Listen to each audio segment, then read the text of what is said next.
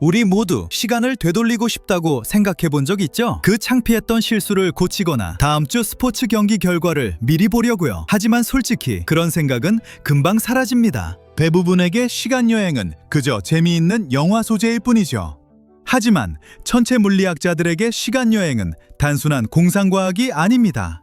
시공간 구조 속에 숨겨진 진지한 수수께끼예요. 그리고 이제 새로운 모델들이 시간이 불가능해 보였던 방식으로 휘어질 수 있다고 제시합니다. 인류는 복잡한 과학 모델이 등장하기 훨씬 전부터 시간 조작에 흥미를 느꼈습니다. 고대 힌두 이야기에서 한 왕이 천상을 몇 분간 방문하고 돌아오니 수백 년이 지나 있었죠. 일본 전설에서는 한 어부가 해저궁전에서 며칠을 보내고 돌아오니 여러 세대가 지나 있었습니다. 이런 신화들은 시간이 어디서나 같은 속도로 흐르지 않는다는 걸 암시합니다. 시간 여행이라는 개념은 후회나 호기심에서만 나온 게 아닙니다. 우주를 관찰하면서도 생겨났죠. 시간은 우리 삶에서 하나의 상수처럼 느껴집니다. 항상 강물처럼 앞으로 흐르죠.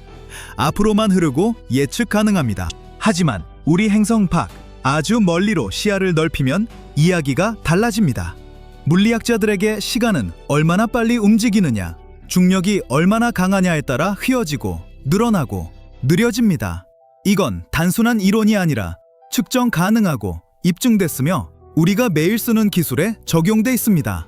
예를 들어 국제우주정거장의 우주비행사들은 시속 약 27,000km로 지구를 공전하는데 그들의 시계는 우리 것보다 아주 조금 더 느리게 갑니다. 밀리초 단위지만 기술적으로 그들은 덜 늙은 거예요. 이 효과는 일상의 GPS에서도 볼 수 있습니다. 위성들은 중력을 덜 받아서 시계가 조금 더 빨리 갑니다. 레이싱 게임에서 차와 컨트롤러가 살짝 어긋난다고 상상해보세요. 그래서 GPS는 계속 보정이 필요합니다. 안 그러면 폰이 당신 위치를 수 킬로미터나 틀리게 인식할 거예요. 중력도 시간에 영향을 줍니다. 과학자들이 두 개의 원자시계로 이를 증명했죠. 원자시계는 시간을 측정하는 궁극의 장치입니다. 톱니바퀴나 수정으로 작동하지 않고 원자로 작동해요. 우주 자체의 메트로놈이죠. 하나는 고층 빌딩 옥상에, 다른 하나는 지면 가까이에 뒀습니다. 더 강한 중력을 받는 아래쪽 시계가 아주 조금 더 느리게 갔습니다. 차이는 미세했지만 높이만으로도 시간이 달라질 수 있다는 걸 증명했죠. 이제 블랙홀 근처를 상상해보세요.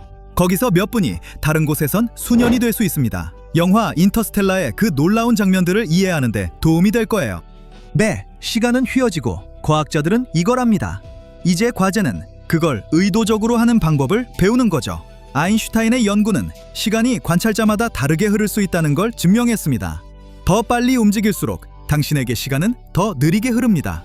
이 현상을 시간 지연이라고 합니다. 마블의 플래시를 생각해보세요. 그는 엄청나게 빠르게 달리지만 실제로 세상을 멈추는 건 아니에요. 그의 시계가 더 느리게 가서 그에겐 모든 게 멈춰 보이는 거죠. 만약 빛의 속도에 도달할 수 있다면 당신의 시간은 거의 멈추고 나머지 우주는 계속 앞으로 달려갈 겁니다. 수십 년간 물리학자들은 그게 진정한 시간여행의 유일한 방법이라고 믿었습니다. 하지만 플래시는 슈퍼히어로이고 아인슈타인은 질량을 가진 어떤 것도 그 속도에 도달할 수 없다는 걸 증명했죠. 더 빨리 갈수록 더 무거워지고 계속 가속하려면 더 많은 에너지가 필요합니다. 실제로 광속에 도달하려면 무한한 에너지가 필요합니다. 질량도 무한해지기 때문이죠. 우주에 무한한 에너지는 존재하지 않으니 물리적으로 불가능합니다. 그래서 물리학자들은 이런 질문을 하기 시작했습니다. 시간이 늘어나고 휘어질 수 있다면 접힐 수도 있을까? 1994년 물리학자 미겔 알쿠비에레가 질문을 던졌습니다. 아인슈타인의 수학이 규칙을 깨지 않고 공간 자체를 휘어서 빛보다 빠르게 여행할 수 있게 해줄까요? 그의 대답은 아마도 였습니다. 그는 워프 버블을 상상했습니다. 우주선을 둘러싸고 함께 움직이는 공간 영역으로 우주적 컨베이어 벨트처럼 우주선을 운반하는 거죠. 이 버블 안에서 우주선 자체는 움직이지 않습니다. 앞쪽 공간은 수축하고 뒤쪽 공간은 팽창하며 우주선은 움직이는 바다 위의 서퍼처럼 파도를 타고 앞으로 나아갑니다. 버블 안에서 우주선은 움직임을 느끼지 않습니다. 가만히 있지만 버블이 엄청난 거리를 운반해주는 거죠. 우주선이 공간을 통해 빛보다 빠르게 이동하는 게 아니라서 아인슈타인의 법칙을 어기지 않습니다. 우주 자체가 움직이는 거예요. 그 가상의 버블은 시공간을 이렇게 휘게 하려면 특별한 종류의 에너지가 필요합니다. 원래 알쿠비에레의 방정식은 에너지나 이종 물질이 필요했는데 이는 사용 가능한 양으로 발견된 적이 없는 물질입니다. 초기 추정으로는 목성이 제공할 수 있는 것보다 더 많은 에너지가 필요했습니다. 수년간 과학자들은 알려진 물리 법칙을 깨지 않으면서도 우주가 일종의 우주적 지름길을 허용할 수 있는지 궁금해했습니다. 아직 실용적인 건 발견되지 않았지만 이론가들은 닫힌 시간골 곡선, 즉 자기 자신으로 되돌아가는 시공간의 고리 모델을 탐구해 왔습니다. 이렇게 작동합니다. 시공간을 거대한 시트라고 상상해 보세요. 보통은 그 위를 이동하려면 시간이 걸립니다. 들판을 걷는 것처럼요. 하지만 닫힌 시간골 곡선은 그 시트 위에 원을 그리는 것과 같습니다. 그 위를 따라 걸으면 결국 시작점으로 돌아올 수 있죠. 시공간 용어로 말하면 시작과 끝이 서로 다른 시간일 수 있습니다. 그래서 단순히 공간을 이동하는 게 아니라 시간을 통과하는 경로를 따라가는 거예요. 과거로 가는 이론적 지름길이죠. 이건 버튼을 눌러 젊은 자신과 어울리는 게 아닙니다. 시간 우회로에 가깝죠. 우주에 있는 고리로 무언가가 빛의 속도를 깨지 않으면서 과거로 되돌아갈 수 있게 해주는 겁니다. 아인슈타인의 수학은 이미 회전하는 블랙홀 근처에서 시공간이 우주적 코르크 따개처럼 뒤틀리는 고개를 허용합니다. 물리학자들은 이 고리들을 종이 위에서 탐구할 수 있지만 실험실에서 만드는 건 우리 능력을 훨씬 벗어납니다. 언젠가 이 수학을 실제 우주선으로 만들 수 있다면 워프 버블은 실제로 우주선을 빛보다 빠르게 만들지 않을 겁니다. 기술적으로 속도라는 게 없을 거예요. 버블 안에서 우주선은 전혀 움직이지 않습니다. 대신 공간을 종이처럼 접어서 멀리 떨어진 두 지점을 가깝게 만드는 거죠. 우주선은 우주 법칙을 지키면서도 몇 분 만에 도착할 수 있습니다. 이게 유명한 스타트렉 시리즈에서 작동하는 방식이고 많은 영화들이 우주여행 방법으로 채택한 겁니다.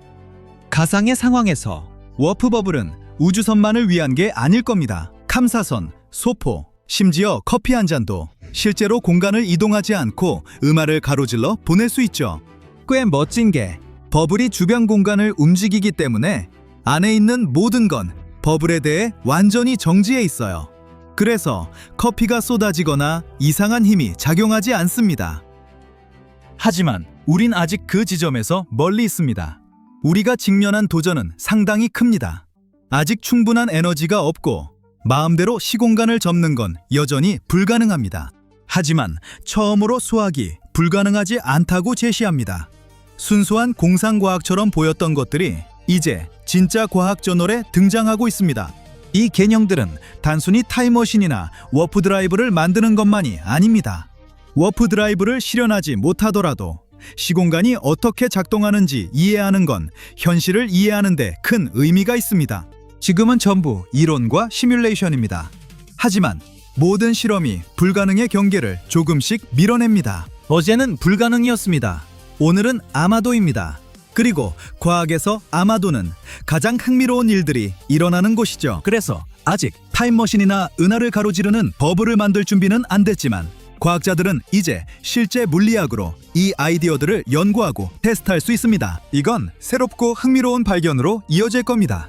물론 미래의 지구인들이 1000년쯤 후에 방법을 알아내서 시간을 거슬러 와서 우리에게 직접 하는 법을 알려주지 않는다면요. 그러면 누군가가 그 아이디어를 과거로 보내서 닫힌 시간 루프를 만들지 않는 한 할아버지 역설이 생기겠죠.